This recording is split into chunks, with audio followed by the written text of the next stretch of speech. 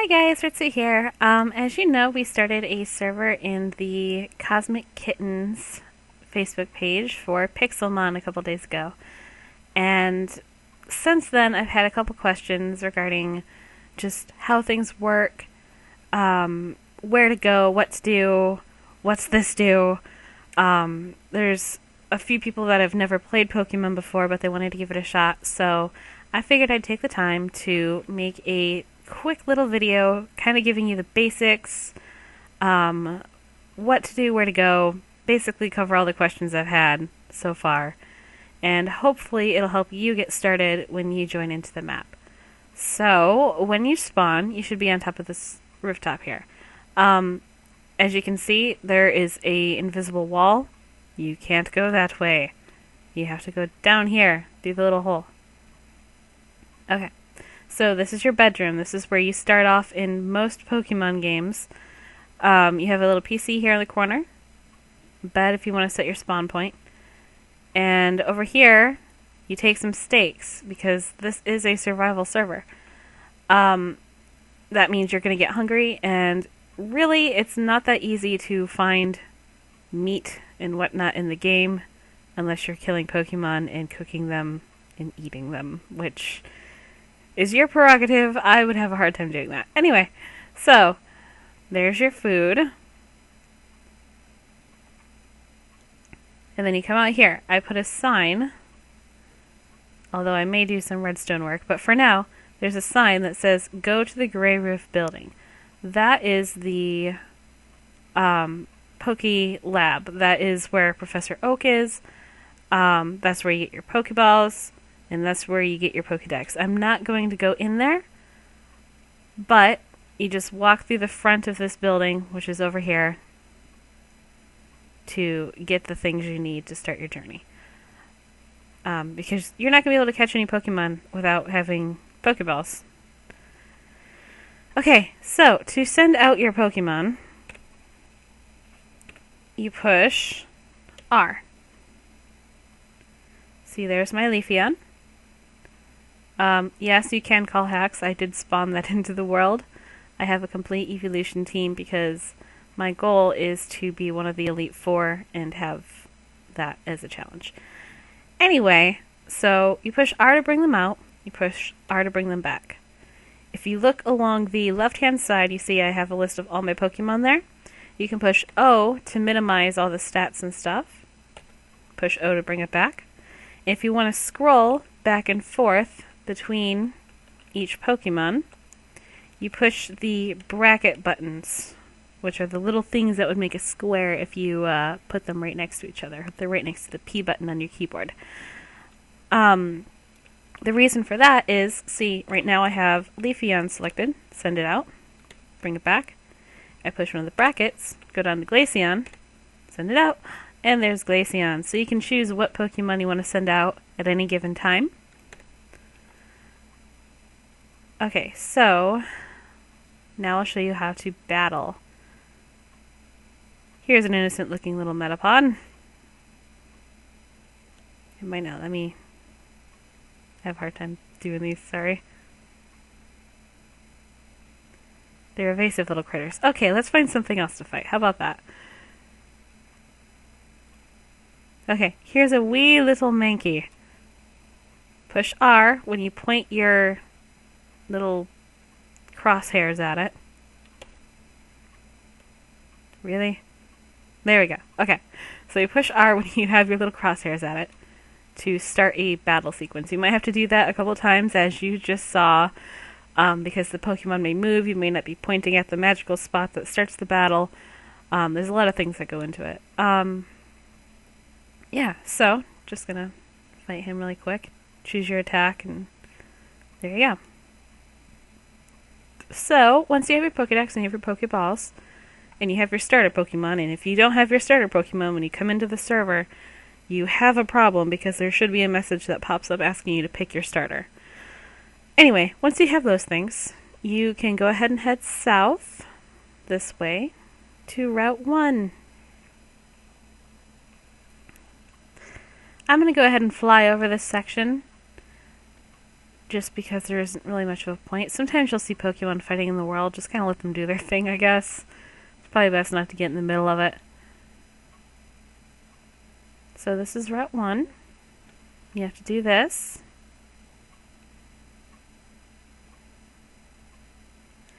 And we're going to go all the way up to Viridian City. Ta-da!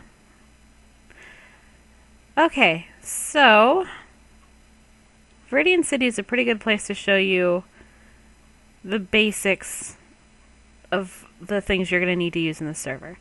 When your Pokemon gets injured or it faints, you're going to need to heal it. These buildings right here, white wall, red rooftop, those are Pokemon centers. Inside of them, you'll see there are incubators. Well, these aren't incubators, but the healer things in the back. Just right click on them, and your Pokemon will go onto the machine, and they will be healed. And they'll be returned to you when they're done. Okay. Over here, this is a trading machine. If there's more than one person in the server, and they have a Pokemon you want, and vice versa, you can go ahead and trade them at this machine here for their Pokemon. And over there is the PC and an Ender chest. And this is an incubator, I believe, and I'm not quite sure how to use those yet, because I'll be honest, I'm fairly new to this whole thing as well. It's kind of a learn as you go thing, kind of like when we started Hexit. Over here is the Pokemart. Now, in the server, you are awarded experience points every couple minutes or so, and you can use your accumulated experience points to buy things in this shop. To get there, you push this button. Whee! Okay. So, there you have it. This is the market.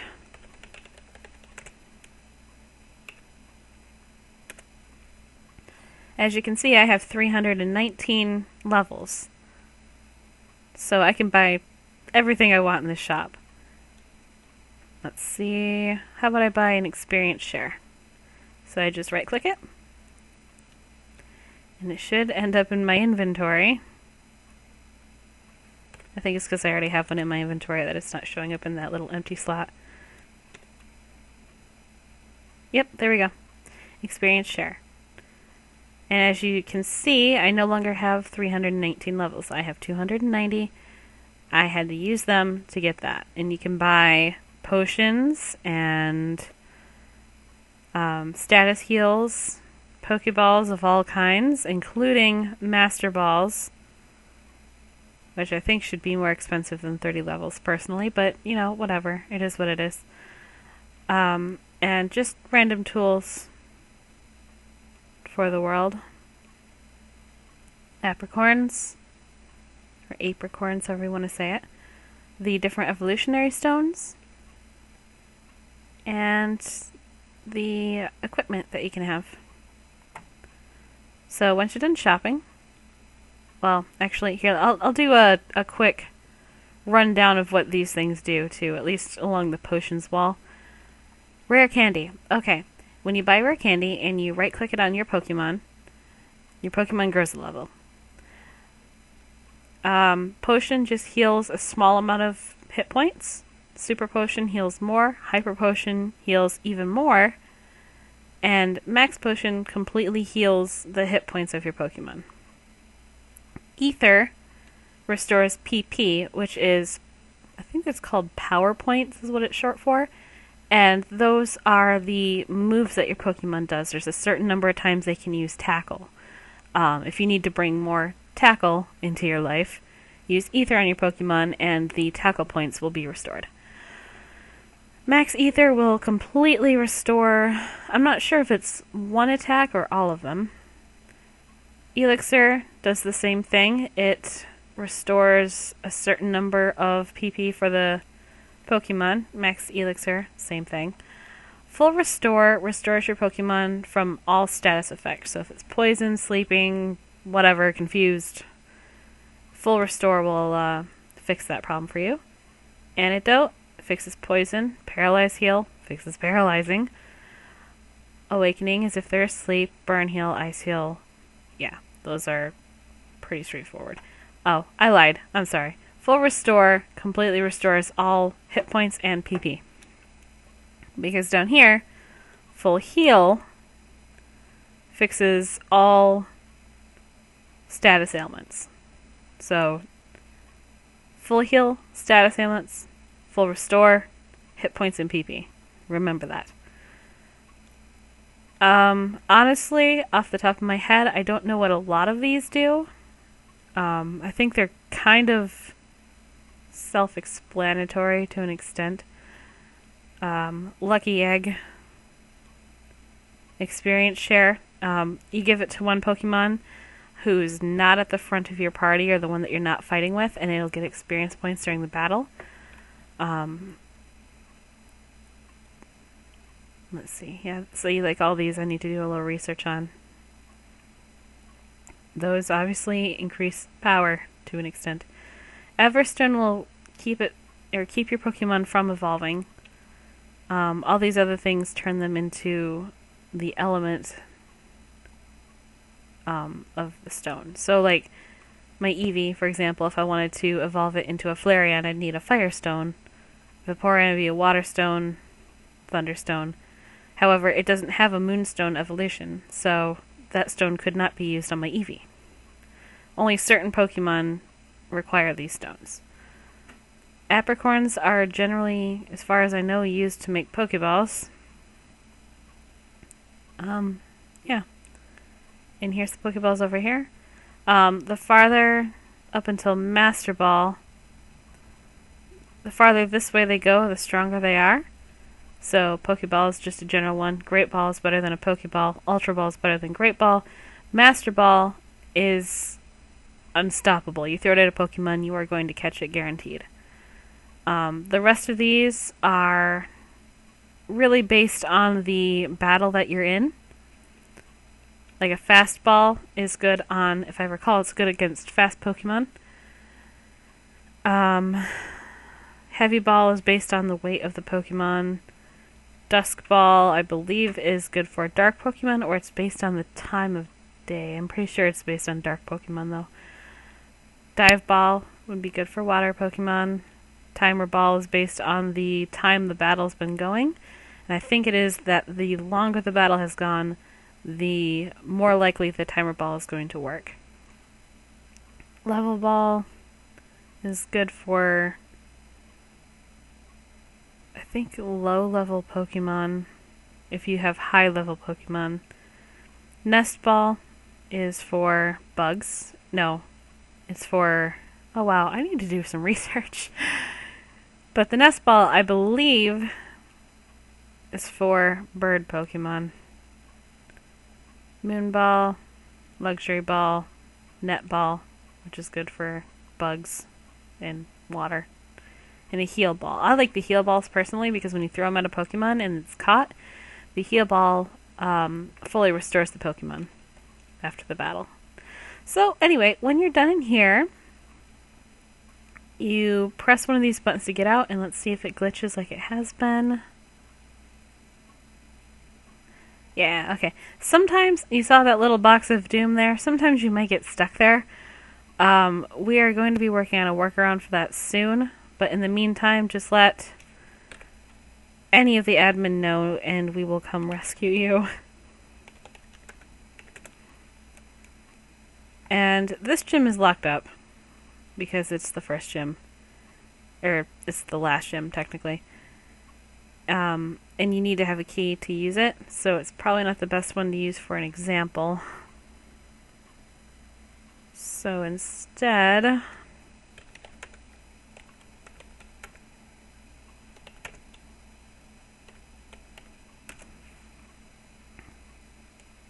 This is another town in the server. Okay, this is a Pokemon gym.